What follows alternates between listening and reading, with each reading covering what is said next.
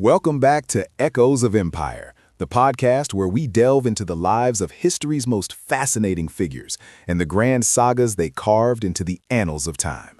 I'm your host, Dr. Anya Sharma, and today we embark on a journey into the heart of the 13th century, an era defined by the thunder of hooves, the clash of steel, and the extraordinary vision of one man who would reshape not just an empire, but the entire world. We're talking about Kublai Khan ผู้อิชิตโลกและจักรวรรดิมองโกลที่ยิ่งใหญ่ที่สุดในประวัติศาสตร์ Conqueror of worlds and the grandest Mongol Empire in history. When we think of the Mongols, the name Genghis Khan often springs to mind first, the legendary founder who forged disparate tribes into an unstoppable force.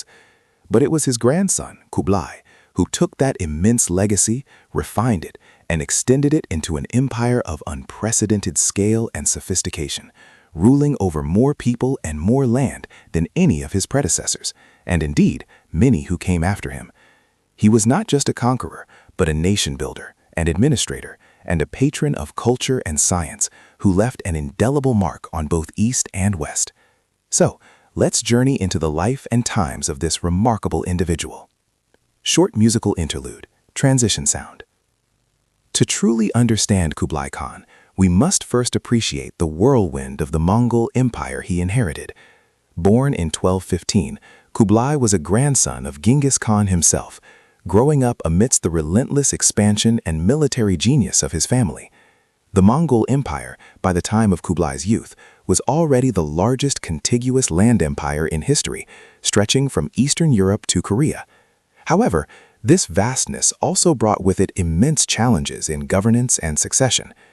After Genghis Khan's death in 1227, the empire was nominally divided among his sons and grandsons into various ulus or appanages, while maintaining the concept of a unified Great Khanate. This period saw internal jostling for power, but also continued expansion, particularly into Persia and Russia.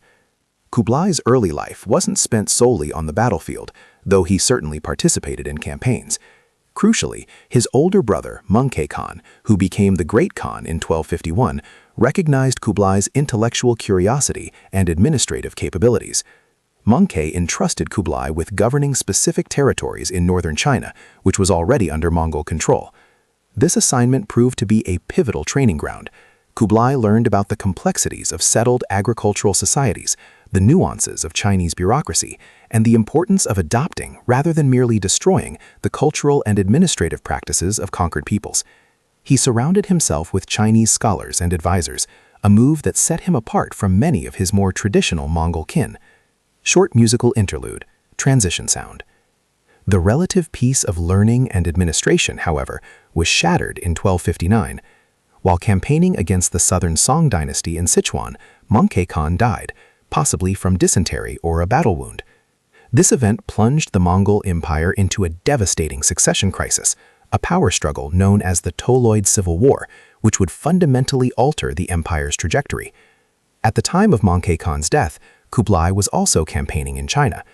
His younger brother, Erik Bokeh, who had been left in charge of the Mongol homeland in Karakoram, quickly moved to consolidate power, convening a Kurultai, the traditional Mongol assembly, and declaring himself Great Khan. This presented Kublai with a monumental challenge. He had a strong claim, having proven his administrative prowess and military leadership. His response was swift and decisive, yet unconventional for a Mongol leader. Instead of returning to the homeland, Kublai held his own Kurultai at his base in Kaiping, which he would later rename Shangdu, Xanadu, and proclaimed himself Great Khan. This dual proclamation ignited a bitter civil war that lasted for 4 years. Kublai's victory over Erik Bokeh wasn't solely due to military might, it was also a triumph of logistics and resources.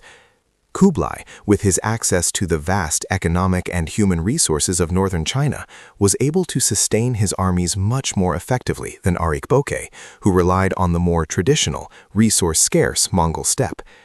This conflict further solidified Kublai's vision for the empire, one that was increasingly centered on China, embracing its wealth and administrative sophistication, rather than the nomadic traditions of the steppe.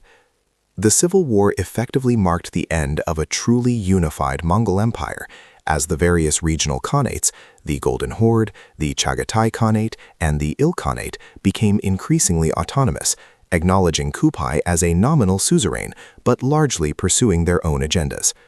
Kublai, however, was about to forge his own truly grand design. With his claim to the Great Khanate secured, Kublai turned his full attention to an ambition that had eluded his predecessors, the complete conquest of China. The Southern Song dynasty, although weakened, was still a formidable power. It possessed a highly developed economy, a large population, and significant naval capabilities, controlling a vast network of rivers and coastal trade routes. The Mongols, traditionally land-based warriors, faced unique challenges in conquering such a maritime-oriented state. Kublai's strategy was multifaceted and brilliant. First, he understood the importance of naval power. He mobilized Chinese shipbuilders and engineers, building vast fleets of warships and transport vessels, transforming a landlocked people into a formidable naval force. Key to this conquest was the protracted siege of Xiangyang, a strategically vital city guarding the approach to the Song heartland. For 5 years, from 1268 to 1273, the Mongols, utilizing advanced siege engines brought from Persia, massive trebuchets capable of hurling immense stones, gradually broke the city's defenses. The fall of Xiangyang opened the gates to the Yangtze River and the heart of the Southern Song. Under the command of his general Bayan, the Mongol forces systematically advanced, employing a combination of military pressure, shrewd diplomacy, and psychological warfare.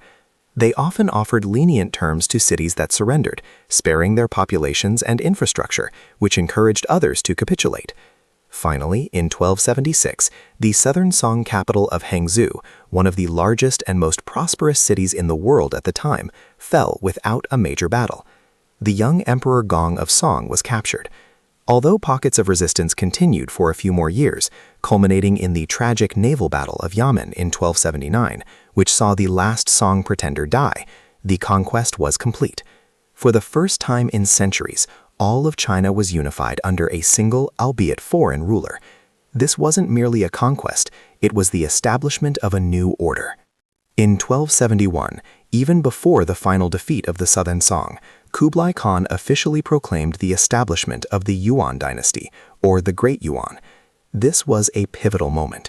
By adopting a dynastic name that consciously evoked Chinese imperial tradition, Kublai signaled his intent not just to rule China as a foreign conqueror, but to legitimize his rule within the Chinese framework. He presented himself as the successor to the mandate of heaven, a crucial concept in Chinese political philosophy.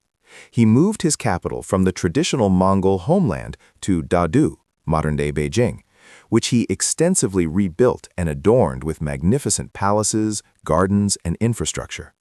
This new capital became a vibrant hub of culture, commerce, and administration, designed to impress both his Chinese subjects and foreign visitors, like Marco Polo, who famously chronicled its grandeur. Kublai's administration of the Yuan dynasty was a fascinating blend of Mongol and Chinese practices. While he maintained the top positions for Mongols and favored non-Chinese minorities like Persians and Central Asians in his bureaucracy, he also relied heavily on Chinese scholars and administrators, particularly at the local level. He implemented a multi-ethnic, multilingual government, reflecting the diverse nature of his vast empire. His policies were remarkably enlightened for his time. Kublai was a fervent advocate for religious tolerance, supporting Buddhism, Taoism, Nestorian Christianity, and Islam. He sponsored the construction of temples, mosques, and churches, and frequently engaged in theological discussions. Economically, he continued the use of paper money, standardized weights and measures, and invested heavily in infrastructure. He extended the Grand Canal, vital for connecting the agricultural south with the political north, and vastly improved the Mongol postal relay system, known as the Yam, which facilitated rapid communication and trade across his immense territories. Under his patronage, astronomy, mathematics, and medicine flourished, with figures like the brilliant astronomer Guo Shoujing making significant advancements. The Yuan dynasty under Kublai Khan was an era of unprecedented cross-cultural exchange and technological progress, linking East and West in ways never before imagined. While Kublai Khan's greatest triumph was undoubtedly the unification of China and the establishment of the Yuan dynasty, his imperial ambitions extended far beyond. He saw himself as the ruler of Tongri in Gatsur, or all beneath the heavens, and consequently launched several major expeditions aimed at expanding his dominion across Asia. These campaigns, however, met with varying degrees of success, and in some cases, spectacular failures, revealing the practical limits of even the grandest Mongol power. Perhaps the most famous of these were his attempts to conquer Japan. In 1274 and again in 1281, Kublai dispatched massive naval expeditions towards the Japanese islands. These forces comprised tens of thousands of Mongol, Chinese, and Korean soldiers carried aboard thousands of ships. Both invasions, however, were thwarted not by Japanese military might alone, but by devastating typhoons, which the Japanese famously called kamikaze, or divine winds. These storms decimated the Mongol fleets, sinking ships and drowning countless soldiers, effectively saving Japan from Mongol conquest and illustrating the immense challenges of projecting power across open seas. Similar difficulties plagued his expeditions to Java, modern-day Indonesia, in 1293, and to Vietnam, Dai Viet. While his armies managed to exact tribute from Vietnam after several costly campaigns, direct conquest proved elusive due to the challenging tropical terrain and fierce local resistance. Expeditions to Burma also achieved mixed results, often leading to tributary status rather than outright annexation. These endeavors demonstrated that while the Mongols were masters of land warfare, their naval capabilities and adaptability to diverse environments had limitations. Despite these setbacks, Kublai maintained loose contact and influence over the other Mongol Khanates, the Golden Horde in Eastern Europe, the Ilkhanate in Persia, and the Chagatai Khanate in Central Asia. Though often embroiled in their own internal conflicts, they generally acknowledged Kublai as the Great Khan, allowing for a continuation of the Pax Mongolica, a period of relative peace and facilitated trade and travel across Eurasia, which had profound impacts on the exchange of goods, ideas, and technologies between East and West.